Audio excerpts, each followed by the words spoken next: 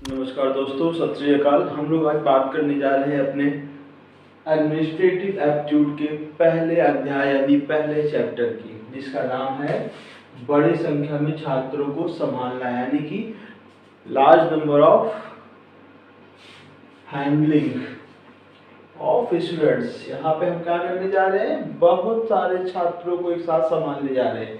जैसा कि आप लोग आने वाले समय के हॉस्टल वार्डन होने जा रहे हैं, तो उसमें आपको बहुत बड़ी संख्या मिलेगी छात्रों की, जो कि अलग अलग कोर्सेज के, अलग अलग क्लासेस के, ऐसे कई सारे छात्रों के साथ आपको डील करना होगा, जो कि बड़ी संख्या में होंगे। तो सबसे महत्वपूर्ण चुनौती जो आने वाली है वो कौन कौन सी चुनौतियां आएंगी। चुनौती, इसका एक टॉपिक ये भी है। इनके अलावा चुनौतियां कौन सी आएंगी, सबसे पहला हो गया हमारा, तो फर्स्ट आता है दैट वुड बी द बड़ी संख्या में छात्रों का प्रबंधन का महत्व। यानी कि हम बड़ी संख्या में छात्रों का प्रबंधन करते हैं, यानी कि उनको हम हैंडल करते हैं, तो उसका क्या महत्व होता है, उसका क्या बेनिफिट है, उनकी बात करेंगे। उसके बाद फिर हम नेक्स्ट टॉपिक पे देखेंगे इसमें चुनौतियां कौन कौन सी आनी है, क्योंकि चुनौतियां आएंगी जब आप किसी बड़े काम को करने जाते हैं, किसी बड़े टास्क को परफॉर्म करने जाते हैं, तो आपको चुनौतियां आती हैं, और उन चुनौतियों का आप सामना कैसे करते हैं, चुनौतियां और उनका सामना कैसे आप करेंगे, इनके बारे में इसमें हम बात करेंगे। मैंने पहले ही बताया था कि ये टॉपिक आपका जनरल एप्टीट्यूड है। इसको हिंदी में बोलते हैं प्रशासनिक योग्यता, यानी कि आप जिस पोस्ट के लिए जा रहे हैं उसको हैंडल करने की आप में योग्यता है कि नहीं है, राइट। तो आपको यहाँ पे अपनी पढ़ाई के साथ साथ अपने व्यवहारिक ज्ञान का भी उपयोग करना होगा, ठीक है ना। तो यहाँ पे आया दूसरा टॉपिक हमारा, चुनौतियां और उनका सामना। उसके बाद आता है कि भाई हमने संख्या प्रबंधन किया, तो उसका लाभ क्या है। संख्या प्रबंधन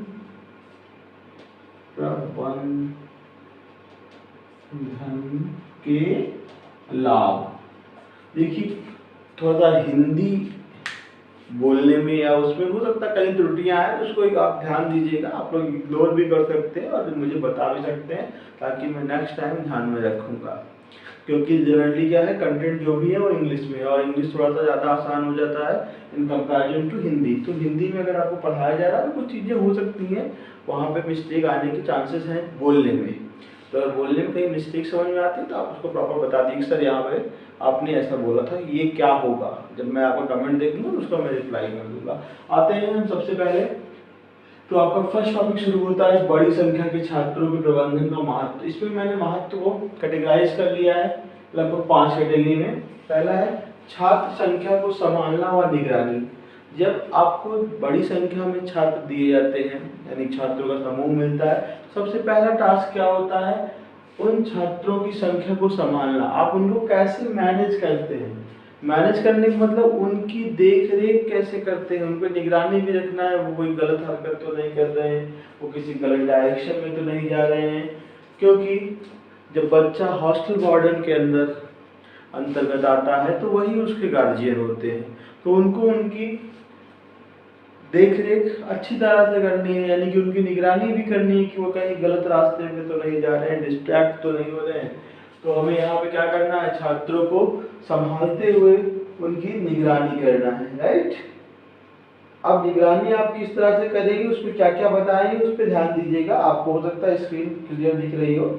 निगरानी करते समय आपको क्या करना होता है, छात्रों को प्रतिबंधित करना जो है वो ऑलरेडी क्या है, एक आपका टफ टास्क है। Tough task in the sense कि एक चुनौतीपूर्ण टास्क है। बड़ी, जैसे आप कहीं भीड़ को जा रहे हैं तो भीड़ को संबोधित करें, उसको मैनेज करना। अब दोनों में क्या है, आप देखते होंगे भाई 4 लोग उधर जा रहे हैं, 4 लोग उधर जा रहे हैं, तो आप मैनेज कैसे करेंगे। यही हाल बच्चों का होता है। जब लार्ज संख्या में आपको बच्चे मिलेंगे तो आपको मैनेज करने में चुनौतियां आएंगी, राइट। और हमें उन चुनौतियों से क्या करना है, ओवरकम करना है, यानी कि उनको दूर करना है। अब उसके बाद आता है कि दूसरी चीज, इसके अंदर आपको ये भी ध्यान रखना है कि जो बच्चे हैं वो सुरक्षित रहें। क्या रहें, सुरक्षित। यानी कि प्रबंधन तो करना है, उसके साथ साथ उनकी सुरक्षा पे भी विशेष ध्यान रखना है। ऐसा नहीं कि आप मैनेज करने लगे, आपने डंडा उठाया और दौड़ा लिया छात्रों को और बच्चे 10-12 एक साथ लगे गिर गए, चोट लग गई, तो उनकी हमें क्या करना है, यहाँ पे उनको संभालना है, बट उनको सुरक्षित रखते हुए, उनको सुरक्षा हमारा प्रथम दायित्व होना चाहिए, राइट, सुरक्षित करते हुए। और फिर उनको ऐसी चीजें बतानी है जिससे वो अपने जीवन के विभिन्न पहलुओं का विकास कर सके। क्या कर सके? जीवन के विभिन्न पहलुओं का विकास कर सके, या आप वो चीजें उनको बताएंगे, उस तरह से उनको गाइड करेंगे कि वो जीवन के विभिन्न पहलुओं का उनके विकास हो सके, राइट। फिर आते हैं हम अपने नेक्स्ट पॉइंट पे, जो कि है छात्र समूहों का गठन व नेतृत्व करना।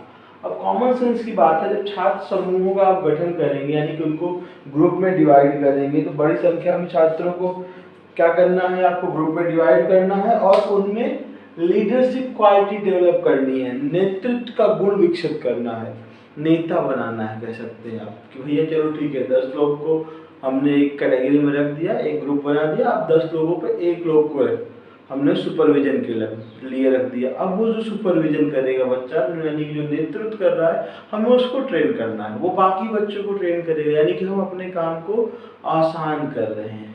किसके माध्यम से?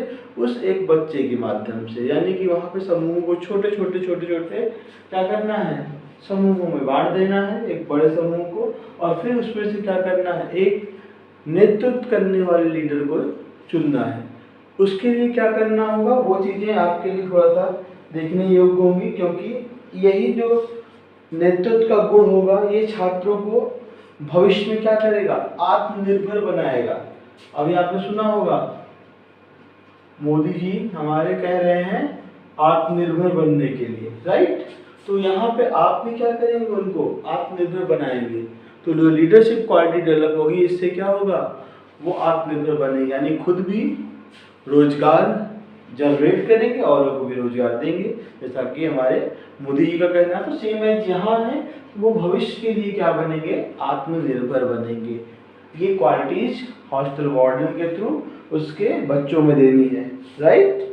और इसके साथ साथ आत्मनिर्भर बनने के साथ साथ जब वो समूह का नेतृत्व कर लेंगे, तो उनके जो सामाजिक संबंध होंगे, कौन से सामाजिक संबंध,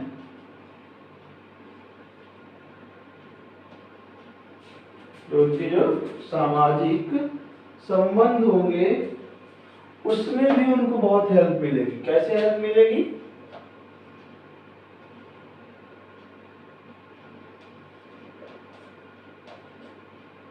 यहाँ लिख दे रहा हूं मैं, संबंध,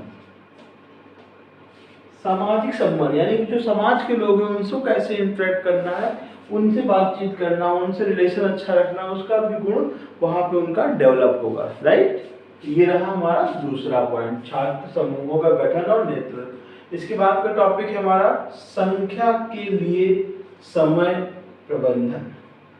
जो छात्र की संख्या है उसके लिए समय प्रबंधन सबसे इंपॉर्टेंट पॉइंट होता है हमारा टाइम मैनेजमेंट। आप लोग भी जानते हैं, तो आप उसको टाइम को कैसे मैनेज करेंगे, टाइम मैनेजमेंट कैसे सिखाएंगे, क्योंकि समय का बहुत महत्व है। Time management is most important thing for the life. सबसे महत्वपूर्ण चीज है समय का प्रबंधन। गांधी जी ने भी बताया था आपको समय का महत्व, और सभी लोग समय के महत्व को बताते हैं। समय बहुत इंपॉर्टेंट है, आपको मालूम है परीक्षाएं आपकी जल्दी होंगी, दिसंबर तक होंगी, तो उनको जल्दी रहते हुए यानी दिए हुए टाइम में अपने कोर्स को कंप्लीट करना है। तो समय प्रबंधन हमारे लिए सबसे क्या है, महत्वपूर्ण टास्क है, राइट। तो यहाँ पे हमें बच्चों को क्या करना है, समय प्रबंधन के बारे में बताना है कि समय प्रबंधन क्या होता है, उसका क्या महत्व है, ठीक है। यहाँ पे जो आपका वार्डन है, वार्डन क्या करेगा, विभिन्न कार्यों को संगठित रूप से प्रबंधित करने में मदद करेंगे, और जिससे क्या होगा, उनके समय का बेहतर उपयोग होगा। यानी कि जो उनके टास्क होंगे उनको बताएंगे, बेटा एक टाइम टेबल बना लीजिए कॉलेज या क्लास से आने के बाद, और उसके बाद फिर उस टाइम टेबल में आप कैसे कैसे अपने होमवर्क को करेंगे, अन्य चीज़ों को करेंगे, ताकि आपका एक अच्छा टाइम मैनेजमेंट हो सके। ये वार्डन क्या करेगा, अपने बच्चों को इंश्योर करेगा, राइट। तो ये है हमारा संख्या के लिए, यानी कि छात्रों की संख्या के लिए लार्ज नंबर ऑफ स्टूडेंट्स रहेंगे, उन सबको टाइम मैनेजमेंट सिखाना, राइट। अब इसके बाद आते हैं नेक्स्ट टॉपिक पे, जो कि है छात्रों की शैक्षिक एवं पेशेवर समर्थन। शैक्षिक से आप समझ रहे होंगे, शैक्षिक मतलब क्या होता है कि जो वो वहां पे पढ़ने गए हैं, राइट। बड़े संख्या में जब हम छात्रों को क्या कर रहे हैं, उच्च स्तर की शिक्षा और पेशेवर समर्थन दे रहे हैं, यानी कि उसकी आवश्यकता भी है जिनको, क्योंकि यहाँ पे क्या है, आपको ये ऐसे छात्र हैं जो कहीं ना कहीं से ट्राइब्स यानी कि बहुत पिछड़े हुए हैं या वहां से बिलोंग करते हैं, तो इनको अभी हमें क्या करना है, एक अच्छी शिक्षा, अच्छी गुणवत्तापूर्ण शिक्षा प्रोवाइड करनी है।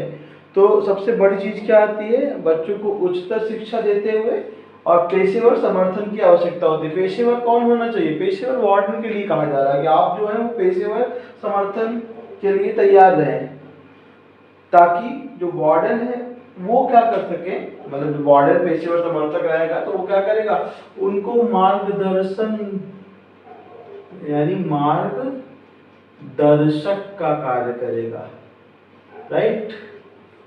यदि उसके पास खुद का नॉलेज है यानी वो अनुभवी है, तो वो क्या करेगा, उनके लिए मार्गदर्शक का काम करेगा, यानी उन बच्चों के लिए क्या होगा, मार्गदर्शक की भूमिका निभाएगा, राइट। उसके बाद लास्ट टॉपिक जिसकी हमने जो यहाँ पे चूज किया है, दैट इज मानसिक स्वास्थ्य का ध्यान रखना। और इन सब चीजों को करते हुए आप मेंटल पीस, आज के टाइम पे सबके पास क्या है, मानसिक अशांति है, हर आदमी कहीं न कहीं की मेंटल पीस को खोज रहा है। तो सबसे पहला बच्चों को काम रखने का यानी कि शांत रहने का, मन पे कंट्रोल रखने का गुण आपको देना है। तो सबसे पहले आप खुद रहेंगे, उसके बाद बच्चों को ये बताएंगे, राइट। क्योंकि अगर बच्चा मानसिक रूप से शांत नहीं होगा तो वो उग्र होगा, और उग्र बच्चे को या उग्र बच्चों की भीड़ को कंट्रोल करना सबसे मुश्किल होता है, राइट। तो हमें बच्चों को क्या करना है, बताना है कि उनको अपने मानसिक स्वास्थ्य का यानी मेंटल एबिलिटी का कैसे ध्यान रखना है, राइट। इसके लिए आप उनको तनाव से निपटने में सहायता करने के लिए क्या क्या तरीके हो सकते हैं वो बताएंगे, मानसिक चिंताओं को समझाने का काम करेंगे, पहले कि क्या क्या है जो मानसिक चिंताएं हैं, उनको पहले वो समझें कि यार उनको वाकई में वो मानसिक चिंता है कि नहीं है, उसके बाद फिर वो क्या करें, उसको सॉर्ट आउट करें, राइट। क्योंकि जब तक कारण नहीं पहचानेंगे तो उसका निवारण नहीं ढूंढ पाएंगे, राइट। अब इसके बाद हम यही कहना चाहेंगे, इस चैप्टर में और भी सारी चीजें हैं, ये एक पोर्शन हमने कवर किया है। अगर आपको इस तरह से इस डिटेल व्यू में पढ़ना है तो आप हमें एक रिव्यू दे देंगे कि हमें अच्छा लग रहा है, ऐसे ही पढ़ाइए तो हम ऐसे ही पढ़ाएंगे, और फास्ट आप चाहते हैं तो हम पॉइंट वाइज चल के आपका जल्द से जल्द खत्म कर देंगे जिस हिसाब से आप चाह रहे हो। क्योंकि देखिए दो चीज़ें, कंटेंट कोई नहीं है, सिर्फ आपके पास सिलेबस है, तो सिलेबस का अनुरूप चलना है। एक्सप्लेनेशन का टॉपिक है, कोई फिक्स टॉपिक नहीं है, एक्सप्लेन करना, चीज़ों को समझना है। हर आदमी का वे ऑफ एक्सप्लेनेशन अलग अलग होता है, तो आप लोगों को अगर अच्छा लग रहा हो, इस तरह से पढ़ना हो, ऐसे समझ में आ रहा हो, तो आप एक बार हिंट करिएगा, कमेंट में बताइएगा, ताकि हम इस पे और बेहतर कर सकें और बेहतर वीडियो बना सकें, राइट। और देखिए दो चीजें हैं, अब इस पे क्या है कि जब आप इसको करते हैं संख्या में छात्रों का प्रबंधन क्या होता है, वो चुनौतियों से लड़ने के लिए तैयार होते हैं। अगला टॉपिक हमने लिखा है चुनौतियों और उनका सामना। बाकी चीजें हम नेक्स्ट वीडियो में देखेंगे, और जैसा होगा आपके रिव्यू का इंतजार रहेगा। Thank you so much for watching, और चैनल का नाम है एग्जाम वाइब, जरूर सब्सक्राइब कर लीजिएगा।